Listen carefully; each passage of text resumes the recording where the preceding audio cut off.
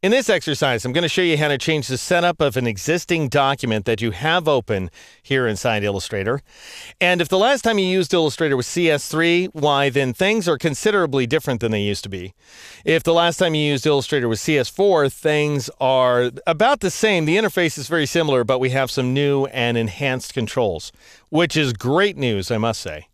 So I've gone ahead and created this document called 8pagenewsletter.ai. It's found inside the O1 Make Doc folder that's available inside your exercise files folder. It's that same 8-page newsletter setup, although I've gone ahead and added some big numbers. And I really want to show you how I made these big numbers because this is a new feature inside of Illustrator CS5.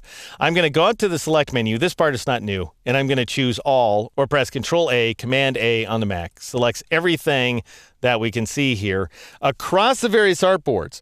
So Illustrator doesn't lock you into a single page at a time the way your typical everyday average design program does. Instead, you can work on objects across multiple artboards at once. All right, notice that I've now selected each one of these independent number objects here. I don't want to select one. I want to go ahead and keep it. So I'm going to press the Shift key and click on it, assuming that I'm working with my black arrow tool, which Illustrator calls the selection tool. So I shift click on the one. It's no longer selected, as you can see. It doesn't have a baseline when I move my mouse away. And so I can press the backspace key or the delete key on the Mac in order to get rid of all the other numbers. Now check this out. I'll go ahead and click on number to select it. He's already centered on the page. And I did that by taking advantage of this align option up here in the control panel. And I switched align to align to artboard, like so. And then after choosing that option, I clicked horizontal align center in order to center that guy horizontally on its artboard as it is right now. And then I just moved it up and down to get it into the right position.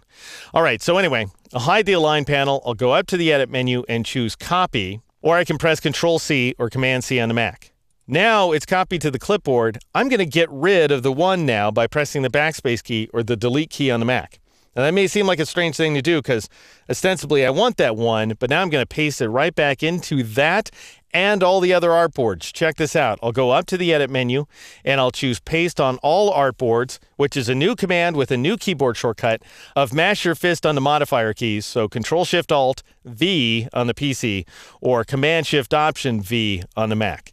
And that goes ahead and throws the contents of that clipboard on each and every single page. Now I can grab my type tool here, which you can also get by pressing the T key if you like. And I know this is a lot if you've never used Illustrator before, but I'm just trying to give you a sense of the amazing things you can accomplish very easily with this program. I'll drag over the 1, change it to 2, drag over this one, change it to 3, drag over this one, change it to 4. And when I say I'm changing, I'm entering these numbers from the keyboard, of course. And I'll go ahead and change them all sequentially, 1 through 8, from one artboard to the other. Absolutely fantastic that you can do that kind of thing inside of Illustrator. Now then, let's say that I want to adjust something as simple as page size. What you used to do inside of Illustrator CS3 and earlier is you'd go to the File menu and you choose this command, Document Setup. Control-Alt-P, Command-Option-P on the Mac. And it's not like this command is no longer useful, it just does different stuff than it used to do. It brings up a dialog box that allows you to change the unit of measure, and it allows you to change the bleed. But otherwise, we're not seeing a darn thing that we saw inside the new document dialog box. We don't have control over page size. We don't have control over the number of pages. All those artboard controls have been relegated to a special area inside of Illustrator, starting with CS4 and enhanced inside of CS5. And you can get to it either by clicking on this Edit Artboards button here, or I'll cancel out for a moment.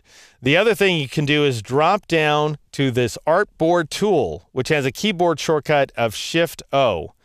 And that's a good keyboard shortcut to know. If you're making multi-page documents, you'll want to modify your artboards on a fairly regular basis. So Shift-O to switch to the artboard editing mode. For all the sense that makes, that's how you do it. Or you click on this tool, which is also a little bit of an ease of use stretch in my opinion, but that's how it works. And then you switch to the artboard edit mode as you see here. Now normally what you would see is a bunch of bright artboards set against a dark background. And the reason we're not seeing things that way is because we're looking at the overprint preview. So go to the view menu and turn overprint preview off.